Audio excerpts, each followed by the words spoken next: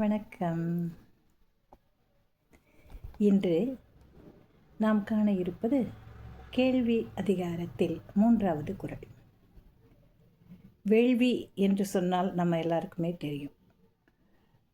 வீடுகள்லையும் சரி, கோவில்களிலும் சரி, இறைவனுக்காக நாம் பூஜைகள் பல செய்து வேள்வி என்று வேள்வி தீயினை வளர்ப்போம். அந்த வேள்வி தீயில எல்லா பொருட்களையும் போடுவார்கள். இறைவனுக்கு அதனை சமர்ப்பிப்பதாக அது பொருள் கொள்ளும். அந்த வேள்வியின் பயன் மிகவும் பெரியது.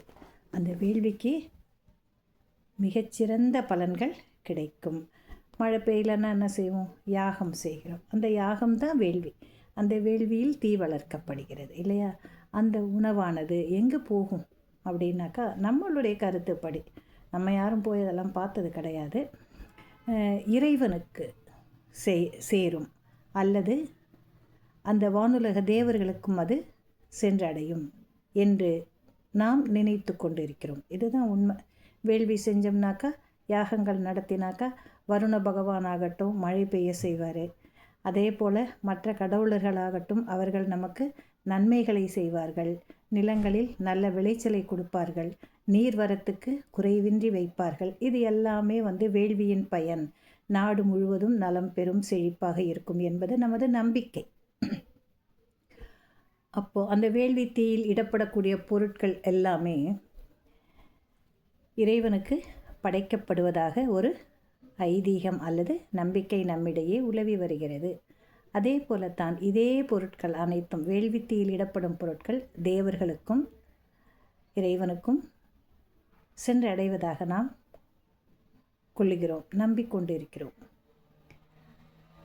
இந்த அதிகாரத்தில் இதை கொண்டு வர்றாரு அப்படின்னாக்கா, கேள்வி என்பது என்ன?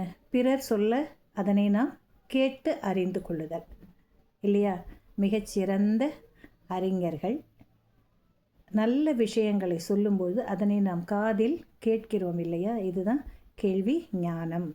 இந்த கேள்வி ஞானம் இருக்கக்கூடிய மக்கள் வேள்வியால் அடையக்கூடிய மிகச்சிறந்த பலன்களை பெறக்கூடிய தேவர்களை காட்டிலும் மேலானவர்களாக கருதப்படுவார்கள் என்பதுதான் வள்ளுவம். இந்த குறள் எப்படி சொல்லுதுன்னு பார்க்கலாம். செவி உணர்வின் கேள்வி உடையார் அவி உணவின் ஆன்றோரோடு ஒப்பர் நிலத்து. செவி உணவின் கேள்வி உடையார் அவி உணவின் ஆன்றோரோடு ஒப்பர் நிலத்து. செவிக்கு உணவு என்னடா அப்படின்னு கேட்டாக்கா, கேள்வி ஞானம். அந்த கேள்வி ஞானம் உடையவர்கள் அவி உணர்வு என்றால் யாகத்தில் வளர்த்து இறைவனுக்கு சமர்ப்பிக்கக்கூடிய பொருட்கள், எல்லா பொருட்களையும் அந்த வேள்வி தீயில் நாம் இடுவோம். அவி உணவின் ஆன்றோரோடு ஒப்பர். யாரு? தேவர்கள். அவி உணர்வின் ஆன்றோரோடு சமமாக கருதப்படுவார்கள். அவர்கள் இந்த நிலத்தில் இருந்தாலும் பூமியில் பிறந்திருந்தாலும் மிகச்சிறந்த கேள்வி ஞானம் உடைய பெருமக்கள் யாகத்தினால் வரக்கூடிய நன்மைகளை பெறும் தேவலோகத்து தேவர்களை விட அல்லது அவர்களுக்கு நிகராக இந்த உலகத்தில் கருதப்படுவார்கள் என்று இந்த குறள் நமக்கு எடுத்து உரைக்கிறது. நாமும் கேள்வி ஞானத்தை பெருக்கிக் கொள்ளுவோம். நன்றி. அடுத்த குறளில் நாம் மீண்டும் சந்திக்கலாம்.